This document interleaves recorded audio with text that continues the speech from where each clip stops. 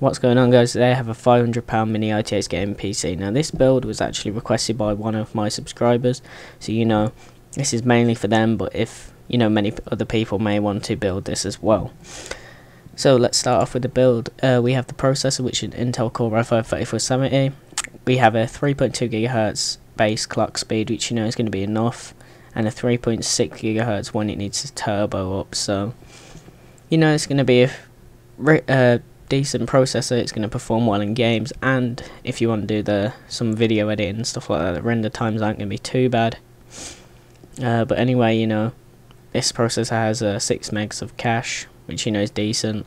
It's a quad core design, so we're going to have 4 cores, all run at 3.2 GHz, and a 77 watt TDP, which we're not going to need to worry about going over budget on the power supply. This processor is only £120 at scan.co.uk, and for that I think it's a very great processor for the money. For the motherboard, we're going for an ASRock B75M-ITX. Now, it's a nice cheap motherboard, which it's ITX, so it's going to fit in the case easy. It's got an 1155 socket, so it's going to support the CPU. And also, because it's a B75M, we shouldn't be able to overclock on this, but we don't need to because we haven't got a K series processor. Now this is only £57 at amazon.co.uk, and I think that's a really good price for a mini ITX board. For the RAM, we're going for Patriot Viper 3 8GB. Now I do have this RAM myself, and I think it's very good. It runs at 1600 MHz, and for this build I've only gone with 1 DIMM, as the motherboard only has 2 sockets, and that's going to give you room to upgrade in the future to 16GB if you need to do so. Now this is only £53 at eBuyer, and the price has gone slightly down since a couple of months ago, so For the graphics card in this build, I'm going for a Gigabyte R9 270. Now it's a really good graphics card for the money, in my opinion. For around the same price, but you get a 750 Ti, and this graphics card outperforms it. It's got a 950 MHz clock speed, which is decent. It's got 2 gigs of memory, which is becoming more demanding in games now. It plays all games at 1080p. Most at ultra high settings. If you go back on my channel, you'll see some videos on it, playing Saints Row 4 and stuff at ultra, and Assassin's Creed Black Flag, and it does that without a problem.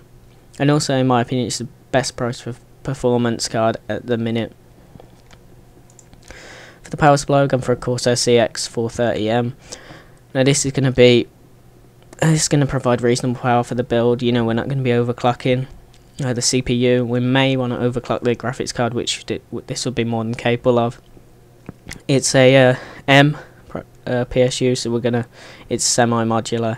So we're only going to be able to plug in the cables we need, which is going to be good for a mini ITX build, as space isn't going to be the best.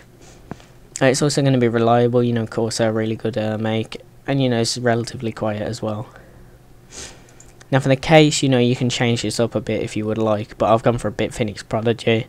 In my opinion, it's one of the best looking mini ITX cases, and that might be the same in other people's opinions. Now of course, it's mini ITX. You have multiple colour choices, so we can go with black, orange, and other red and stuff, which I'll also provide links in the description if you want to change the colour. And it also has clearance to the graphics card, which some mini ITX cases won't have. All you have to do though is remove the hard drive base, so you can get the graphics card in. And that's only £65 at Araya PC, which the price has gone down a bit since a couple of months ago. The next part, we got a hard drive. It's 1TB, which is Westem Digital Caviar Blue. It's got 64 megs of cache, runs at 7200 RPM, and it's going to provide enough space for games, pictures, music, videos, and your operating system. And like some other parts, the price has gone down a bit since my last build, so yeah. Now for the next part, or the final part, it's completely optional. It's a Samsung DVD burner. It's only £11. You can get it if you want, but this is really only to install Windows. But if you do want to install Windows off a USB, you can skip this part out, or it's in case you have any discs lying around, maybe with games on or something. It's going to be useful. And that's it for this build. The total comes out to £499.99, which is, really good that we got it to that. It's under budget of £500.